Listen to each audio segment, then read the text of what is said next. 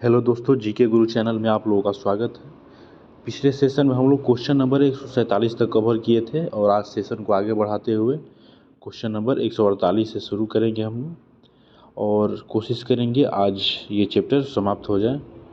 तो आइए हम लोग क्वेश्चन नंबर 148 से शुरू करते हैं।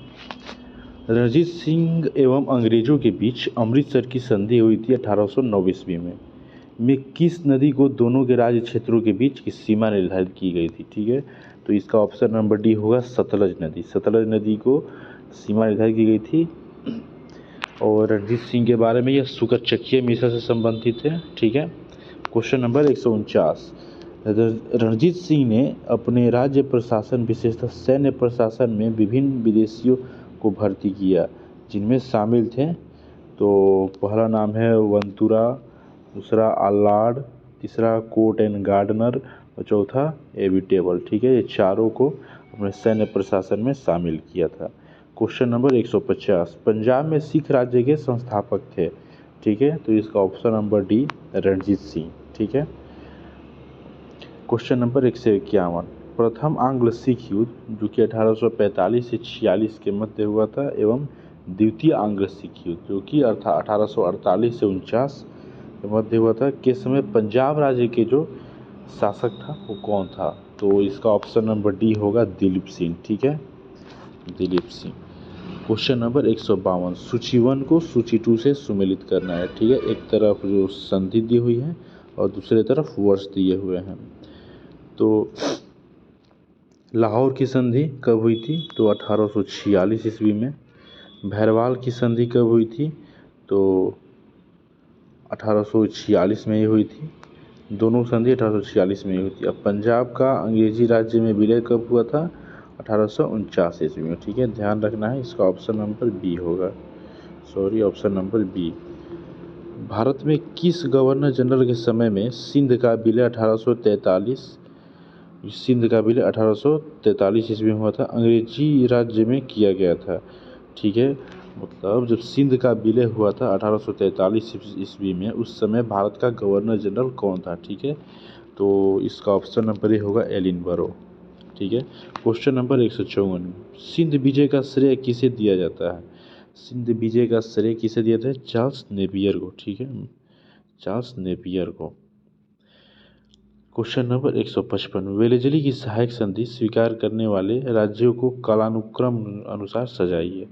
ठीक है, तो सबसे पहले सहायक संधि जो स्टार्ट किया था वो वेलेजली, और सबसे पहले सहायक संधि को अपनाने वाला जो स्टेट था हैदराबाद, मैसूर, तंजौर, अवध और पूना के पेशवा। ठीक है, तो इसका जो कालानुक्रम होगा वो ऑप्शन नंबर ए 1 2 3 4 5। ठीक है, क्वेश्चन नंबर 156। सहायक संधि के समय में किसने कहा, हमारी नीति और हमारे लक्ष्य ने भारतीय राज्यों को शून्य की स्थिति में पहुंचा दिया है। तो ये ऑप्शन नंबर इसका ए होगा वेलेजली। ठीक है, वेलेजली के बारे में वही इम्पोर्टेंट फैक्ट है, सहायक संधि, और सहायक संधि को अपनाने वाला प्रथम जो स्टेट था वो हैदराबाद। ठीक है, हैदराबाद का निजाम। Question number 157। सहायक संधि के संदर्भ में किसने कहा था, स्थानीय राजाओं का अस्तित्व उसी दिन समाप्त हो गया जिस दिन वे कंपनी द्वारा सुरक्षित बने या कंपनी उनकी सहायक बनी।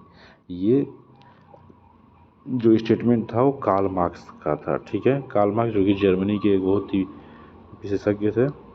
Question number 158। भारत में सहायक संधि का जन्मदाता किसे कहा जाता है, तो ये डुप्ले जो कि एक फ्रांस का गवर्नर था। ठीक है, आप लोगों को पता होगा फ्रांस का गवर्नर था डुप्ले, और जब वांडीवास का युद्ध हुआ था, वांडीवास उस समय डुप्ले ही था।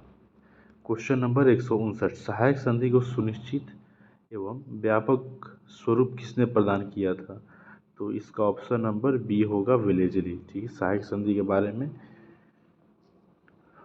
आगे बढ़ते हैं। Question number 160। सुमेलित करना है सूची 1 को सूची 2 से। तो पिंडारियों का दमन हेस्टिंग्स ने किया था। पिंडारी किसे कहा जाता था? जो मराठों की जो जब मराठा साम्राज्य जब लगभग समाप्ति के कगार पर था, तो उस समय जो कहीं कहीं जो मराठा थे उनको पिंडारी कहा जाता था। उनका दमन किसने किया था? हेस्टिंग्स ने। ठीक है। प्रथम आंग्ल बर्मा युद्ध एमहर्स्ट के काल में हुआ था। प्रथम आंग्ल बर्मा युद्ध। ठगों का दमन बेंटिंग के काल में हुआ था। ठीक है, 1830 ईस्वी में। और मैकाले का शिक्षा नीति प्रस्ताव बेंटिंग के काल में हुआ था। ठीक है, तो इसी के साथ ऑप्शन नंबर ए सही होगा। 161 सूची 1 को सूची 2 से सुमेलित करना है। देखिए, समाचार पत्रों पर प्रतिबंध समाप्त किसने किया था? डलहौजी ने। बी, प्रथम आंग्ल अफगान युद्ध ऑकलैंड के समय हुआ था, ध्यान रखना है। प्रथम आंग्ल सिख युद्ध, सॉरी ये माफ़ी चाहूँगा दोस्तों। समाचार पत्रों पर प्रतिबंध समाप्त किसने किया था? ये चार्ल्स मेटकॉफ ने किया था। ठीक है, चार्ल्स मेटकॉफ ने। प्रथम आंग्ल जो अफगान युद्ध हुआ था वो ऑकलैंड के समय हुआ था, और प्रथम आंग्ल जो सिख युद्ध हुआ था वो हार्डिंग के समय हुआ था, और हिंदू विधवा पुनर्विवाह एक्ट जो हुआ था वो डलहौजी के समय। ठीक है, इसी के साथ हम लोग का ऑप्शन नंबर बी सही होगा। एक क्वेश्चन नंबर 162, गोद प्रथा पर प्रतिबंध लगाने वाला गवर्नर जनरल था। तो कौन था गोद प्रथा पर प्रतिबंध लगाने वाला गवर्नर जनरल? डलहौजी था। ठीक है। क्वेश्चन नंबर 163, डलहौजी के जब्ती का सिद्धांत गोद प्रथा पर प्रतिबंध के शिकार होने वाले राज्यों को कालानुक्रम अनुसार सजाइए। तो जो इसका ऑप्शन नंबर ए होगा, सतारा, संभलपुर एवं जैतपुर, बघाट, उदयपुर, झांसी, नागपुर। ठीक है, ऑप्शन नंबर ए सही होगा। डलहौजी के बारे में एक फैक्ट, इन्होंने गोद प्रथा पर प्रतिबंध लगाया था, और राज्य हड़प नीति, ठीक है, वो डलहौजी का ये। क्वेश्चन नंबर 164, सूची 1 को सूची 2 से सुमेलित करना है। ठीक है, तो इस यहाँ है हम लोग का सुगौली की संधि। ठीक है, सुगौली की संधि 1824 से 26 ईस्वी में। प्रथम आंग्ल बर्मा युद्ध 1816 ईस्वी में। द्वितीय आंग्ल बर्मा युद्ध 1852 ईस्वी में, और तृतीय आंग्ल बर्मा युद्ध 1885 से 86 ईस्वी में। इसी के साथ हम लोग का ऑप्शन नंबर ए सही होगा। क्वेश्चन नंबर 165, निम्नलिखित कथनों पर विचार कीजिए। कथन 1 है, रॉबर्ट क्लाइव बंगाल के प्रथम गवर्नर जनरल थे, और जो स्टेटमेंट गलत है। रॉबर्ट क्लाइव मद्रास के प्रथम गवर्नर जो थे, और गवर्नर जनरल नहीं थे, गवर्नर थे। ठीक है। 2, विलियम बेंटिक भारत के प्रथम गवर्नर जनरल थे। हाँ, ये स्टेटमेंट तो सही है, इसमें कथन केवल 2 सही होगा। क्वेश्चन नंबर 166, पंजाब के जो राजा रणजीत सिंह की राजधानी कहाँ थी? तो Lahore, option number B. Amritsar की संधि कब हुई थी? 1809 ईस्वी में। अंग्रेजों और रणजीत सिंह के बीच में 1809 ईस्वी में। ठीक है, और रणजीत सिंह किस मिसा से संबंधित थे? सुकर चकिया मिसा से। क्वेश्चन नंबर 167, निम्नलिखित में से कौन सा एक दिल्ली में नादिर शाह के सैन्य अभियान की सफलता के लिए संभव कारण नहीं था? तो इसका ऑप्शन नंबर डी होगा, आक्रमण सेना द्वारा बेहतर सैन्य प्रौद्योगिकी का प्रयोग। ठीक है, नादिर शाह के बारे में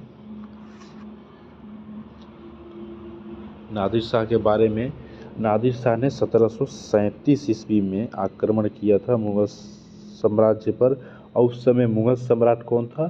तो मोहम्मद शाह। ठीक है, ध्यान रखना है। क्वेश्चन नंबर 168,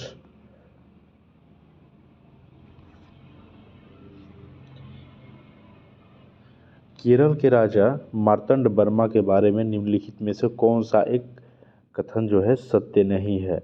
ठीक है, ये कथन को पढ़ते हैं। उन्होंने त्रावणकोर पर शासन किया। हाँ, ये कथन सही है, ऑप्शन बी। उन्होंने सामंतों का दमन किया। हाँ, ये भी सही है, उसने मजबूत एवं आधुनिक सेना संगठित की। हाँ, ये भी सही है। उसने शांति बनाए रखने के लिए यूरोपीय अधिकारियों को भारी रिश्वतें दी। हाँ, ये तो गलत है। ठीक है, इसी के साथ हम लोग का ऑप्शन नंबर डी सही होगा। क्वेश्चन नंबर 169, राज्य अपहरण नीति के बारे में निम्नलिखित में से कौन सा एक कथन जो सही है? ठीक है, इसने भारतीय शासकों को कोई उत्तराधिकारी गोद लेने की अनुमति नहीं दी। हाँ, ये तो गलत है। ठीक है,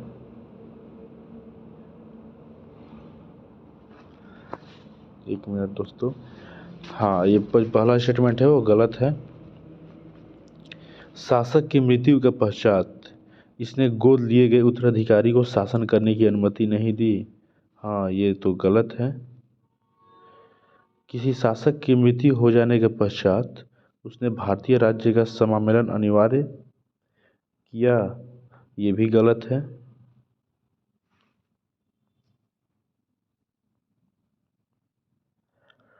इसने भारतीय राज्य का समामेलन अनिवार्य बना दिया यदि उत्तराधिकारी को गोद लिया जाना ब्रिटिश प्राधिकारी द्वारा अनुमोदित न हुआ हो। हाँ, ये जो स्टेटमेंट है ये सही है। ठीक है, इसी के साथ हम लोग का ऑप्शन डी सही होगा। प्रथम आंग्ल मैसूर युद्ध जो कि 1767-69 में कौन विजयी हुआ? इसमें हैदर अली विजयी हुए थे। ठीक है, जो अंग्रेज और हैदर अली के मध्य हुआ था। और द्वितीय आंग्ल मैसूर युद्ध में हैदर अली की मृत्यु हो जाती है, उसमें मंगलोर की संधि हुआ था। ठीक है, प्रथम आंग्ल मैसूर युद्ध में मद्रास की संधि, ध्यान रखना है आप लोगों को, मद्रास की संधि हुआ था। और जो तृतीय आंग्ल मैसूर युद्ध है श्रीरंगपट्टनम की संधि हुई थी। ठीक है, और चतुर्थ आंग्ल मैसूर युद्ध में टीपू सुल्तान की मृत्यु हो जाती है। जो चतुर्थ आंग्ल मैसूर युद्ध, उसके समय जो गवर्नर जनरल थे वो बिलेजली थे, और तृतीय आंग्ल मैसूर युद्ध के समय गवर्नर जनरल कार्नवालिस थे, और द्वितीय आंग्ल मैसूर युद्ध के समय गवर्नर जनरल वारेन हेस्टिंग्स थे। ठीक है, ध्यान रखना ये सारी बातों को। प्लासी के युद्ध के समय बंगाल का नवाब कौन था? तो सिराजुद्दौला। ठीक है, सिराजुद्दौला का जो सेनापति था वो मीर जाफर था। ये प्री प्लान था कि जब प्लासी के युद्ध जब अंग्रेज विजयी होंगे तो मीर जाफर बंगाल का नवाब बनेगा। इसमें मीर जाफर जो था वो इसमें धोखाधड़ी किया था। और मीर जाफर के बाद मीर कासिम भी बंगाल का नवाब बना था। मीर कासिम जिसमें कि जो बक्सर के युद्ध के तिलकुट सेना में मीर कासिम भी एक शामिल था। ठीक है, ध्यान रखना है। तो इसी के साथ हम लोग का आज का सेशन यहीं समाप्त होता है और हम लोग का ये चैप्टर ही समाप्त हो गया। तो उम्मीद करूँगा आपको ये सेशन लेक्चर पसंद आया होगा और आप अच्छी तरह से समझ पाए होंगे। इसी के साथ आज के सेशन को यहीं समाप्त करते हैं। नेक्स्ट वीडियो में मिलेंगे। इसी के साथ थैंक यू।